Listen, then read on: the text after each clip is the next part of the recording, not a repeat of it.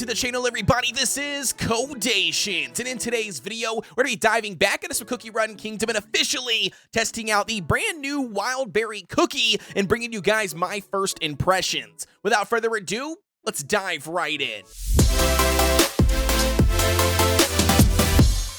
Diving right in, ladies and gentlemen, as you can see on screen, we've got the brand new epic Wildberry Cookie. We've got him here at a max level 60. It's going to be a defense cookie and also placed in the front line, which is absolutely very interesting here. From the sneak peek trailer, 100% I was expecting Wildberry Cookie to drop as a charge, but instead, we've got a brand new defense cookie. Taking a look at the skill here, we've got Wild Punch at a 10-second cooldown, which if you guys don't know is very, very short. Wildberry Cookie unleashes his Battle Rage, dealing more powerful attacks and activating his wild buff that cannot be dispelled. And as I've already mentioned in the patch notes video, man, that's absolutely busted, and I can't wait to see how good he is via gameplay. At the end of the Battle Rage mode, Wildberry Cookie musters all of his strength, dealing an uppercut and a final blow. The wild buff will stack with each hit Wildberry Cookie receives. The more stacks he has, the more powerful his final blow and damage will be, which is awesome.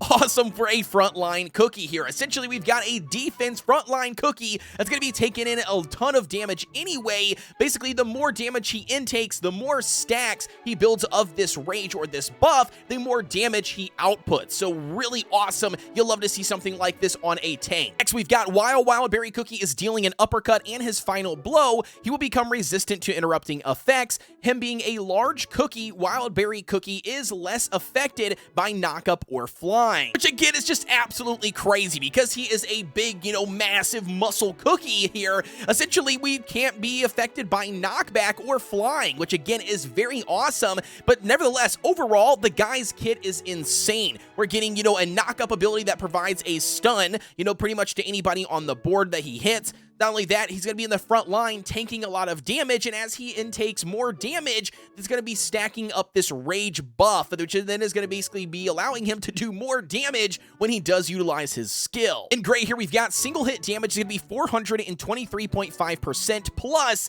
a stun of 1.3 seconds. Extra damage to knock up resistant enemies, plus 100%. Now, we've officially got a, added bonus in here that it's going to be feeding an additional 100% damage to enemies that are more resistant to knock up abilities. Absolutely awesome. The Wild is going to be plus 35.3% to the final blow for every hit. It can stack up to 30 times, and damage resistance is going to be increased for all allies by 15% during his rage mode, and then uppercut damage is going to be 33.8%, and then the final blow damage is going to be 247.8% plus Wild's extra damage. So yeah, man, I can't wait to get in here and actually test him out and do some additional, first impressions here for you guys, because I'm telling you, he sounds absolutely broken, and I 100% think he is leaning in more towards PvP than a PvE cookie. You guys let me know what your thoughts are down below. So now I'm officially diving in here to some toppings of choice. I've got two different options we're going to be testing out for today.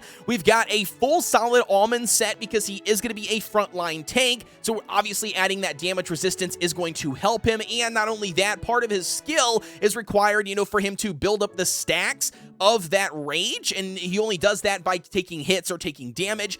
So naturally, I think solid almonds is going to be a good play. The second build here we've got, that's going to be a 3 searing raspberry and 2 solid almond build. Now, the reason why I did not run a full searing raspberry set is going to be because we do need him to stay alive. He's a frontline defense cookie. Therefore, we can't have him die because then everybody else on our team is going to inevitably die eventually. So again, we want him to stay alive. Running a mix set might just be a safer, more balanced option when it comes to Wildberry. And then as far as overall substats go here, again, it doesn't matter which set we're referring to today, whether it's going to be the solid almond set or the mix set here. Either one of them, you're going to want to try to focus in on as much attack as you possibly can, damage resistance as you possibly can for that survivability. However, though, with this cookie, cooldown doesn't seem to be the play because, again, you already have only a 10-second cooldown, which is very fast. So I'm not really sure if we're really going to need that much cooldown. But as you can see here on both of these sets, I've got a decent amount of both stats. I've got damage resistance here on this mix set all the way up to almost 17 17%, which again is not bad for via substats. Alrighty, so then officially diving in here, we're gonna be testing out Wildberry Cookie, and I thought what more episode would be fitting than episode 11, and not only that, stage 30 here. We've got the Royal Gardener. We're gonna be just pretty much putting him up against the boss, and we're gonna see exactly what happens here. Again, I know he's not really, kitted out for a boss fight, or it doesn't seem like that anyways, but nevertheless, we're gonna be running him here. Again, we're gonna be testing out that solid almond set first. We're gonna do the full solid almond set. I am going to be running pure vanilla Cookie here, again, just to hopefully keep him alive. I don't know if he's going to die or not on this stage. And then as far as overall treasures, we're going to be running the Old Pilgrim Scroll for the additional attack. We've got the Jelly Watch for cooldown, again, probably not needed for him, but then we've also got the Revive Feather in case if he does happen to die, all right? So let's go ahead and load in here and see what he can do. Alrighty, so officially diving in here, we've got it on a one-time speed so we can check it out. His basic attack, if you guys don't know, is single target, but check this out. It actually provides a stun every single time he utilizes his basic attack, which is insane. Absolutely insane. And check out that long stun he provides when he does actually pop off all stacks of that battle rage. You can see here, once he activates his skill, you can see the stacks actually here of Wild stacking up. And then you can see here, once the duration is officially over, which we'll see here in a second, he'll actually utilize this 1 second right here. As you can see here, once he officially does that, he does the knock-up ability on everybody, and then he pushes everybody back, providing that stun, and does additional AoE damage, which is huge. Look at these stacks. It can go all the way up to 30. We achieved 15 there, which was wild. But again, I don't know, man. He might be a really good boss one. I'm just very curious to see how many stacks he can achieve on a boss, but again, very crazy how he has a single target basic stun, which is wild to me. And then obviously check out that AoE stun. That is insane. Absolutely gonna be broken, I'm telling you guys right now. And then as far as overall here, I want to get to the boss. Let's speed this up to 1.5 times speed because I really want to get to the boss and see how he fares against a single target boss stage. So let's see what we got here. All right, so we're taking a bunch of hits. He's got a couple stacks of wild already on him. We're up to 4 stacks. He's doing pretty decent damage on his own. Again, pure vanilla Cookie does not do any damage. We're not getting, crazy amount of stacks, it doesn't look like, but then again, he's also probably utilizing his skill. Yeah, see, okay, so when he uses his skill, he consumes whatever stacks he currently has, but again, not bad. Not bad for a single target boss stage. We've got 50 seconds left on the clock. We're less than half. I wonder if we can actually beat the stage utilizing him. I will say his attack speed, if that was increased, we would probably see this being used way faster, like the animation. Not that that really matters, but I wonder if that would matter in the sense of, getting more stacks built up. But again, very interesting here, and we've had absolutely no problem shredding that stage. Now, naturally, obviously, the damage doesn't really matter here because, again, we did end up being and killing the boss, but 4.5 million is kind of what we were able to achieve. But yeah, overall, we were just checking out his skill animation on that stage and how he kind of fared up against bosses. Again, that's going to be 1130 for that stage, and I think he did a pretty good job. Alrighty, so then officially diving back in here, we're going to be swapping the set over to this set. We're going to be utilizing the mix set here, and now what I'm curious on is just watching the exact same animation through this boss and then also through those mobs. We'll keep it at 1.5 times speed just to kind of make things faster for us, but I definitely want to see the additional damage being done. So he still does it on his single target stun, is not killing, each one of them every single time he does a hit. So that's going to be very interesting. Keep that in mind. We are running a mixed set, so we're running more attack utilizing those Searing Raspberries. Next up here we've got, that's going to be, okay, so there's the AoE stun. Not bad. I mean, the damage is definitely obviously a little bit better. We're still stacking up good amounts. Oh, we achieved 17. I'm just curious to see how many you can actually achieve, and I'm wondering, naturally, more enemies, more hits, right? More damage taken, the more stacks you would achieve, which he can get all the way up to 30 stacks, apparently.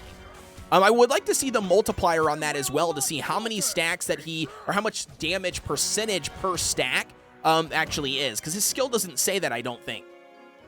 I mean, let me just double check on that before I say it doesn't say that. I'm very curious to see if it does, but we'll see it. We'll see if we can kill him faster here. So we got a minute and 20 seconds left. I mean, we're doing a lot more damage. You can definitely see that overall. But again, I don't know, man. I think he's going to be broken, especially in the arena with those amounts of stun, dude. It's going to be wild. See how the meta is going to shift utilizing his stun capabilities here. I will not falter. And then again, I mean, we're right at 50 seconds again, and we're almost already killing the boss. So not too crazy with the overall timing.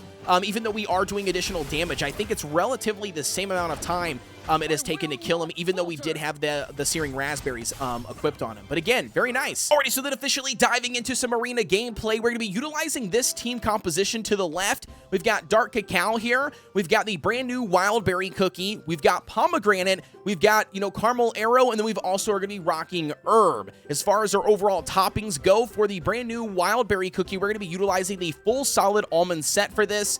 Dark Cacao, once again, running a full solid almond set. Our Caramel Arrow here is going to be running a full crit % build.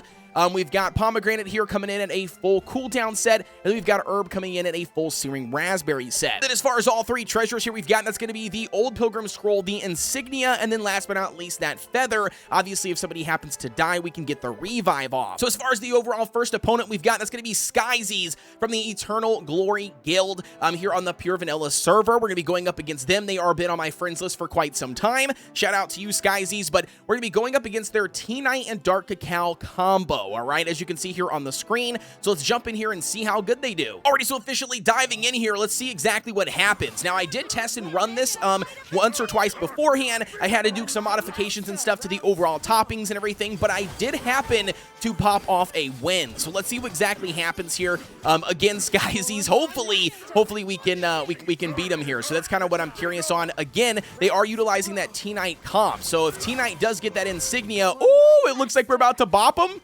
All they've got is Caramel Arrow alive.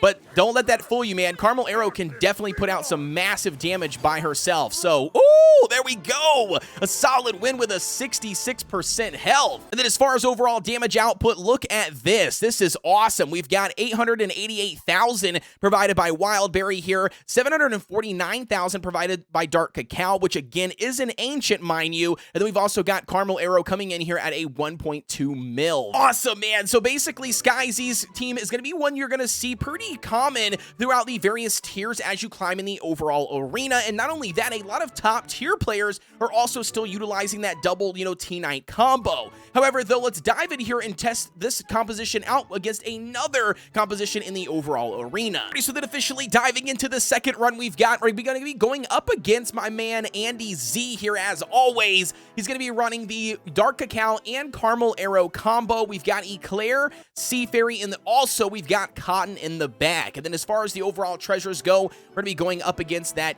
Old Pilgrim Scroll, the Monocle for the cleanse, and then last but not least, it's going to be that Jelly Watch for the cooldown. Again, we're going to keep the exact same team composition here, and let's just see how good we do or fare up against this team comp in the arena. Alrighty, so then officially diving in here, let's check it out and see what we can do. All right, so the one thing that I'm very interested in overall, as you probably already know with this video, is that that's going to be Wildberry.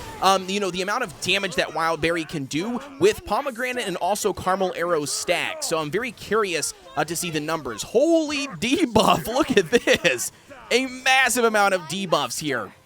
Oh, we do cop the win with a 65% health. Let's go. Oh, look at that damage, baby. 2.2 million on Wildberry Cookie here. We got 1.6 million for Dark Cacao and 1.5 coming in clutch here with the Caramel Arrow. Yeah, dude, that's absolutely insane. 2.2 million as a defense cookie in the overall arena. Absolutely crazy. I definitely see the true potential behind Wildberry Cookie. Obviously, we got to do some more testing and stuff to really hone in on, optimize where he does belong. But I'm personally thinking he's more driven to a PvP style gameplay versus something like PvE. But with that being said, though, guys, it's going to wrap up today's video. As always, don't forget to like, comment, and subscribe here on the channel for everything Cookie Run Kingdom related, as I do cover that. Also, don't forget, I've got a Discord link that is provided down below as well in every one of the descriptions of my videos. We've got almost 7,000 players over there, so if you're looking for a cool place to hang out, you got some questions, or maybe you need some help, we would love to have you. And with that being said, as always, guys, I'll see you on the next one.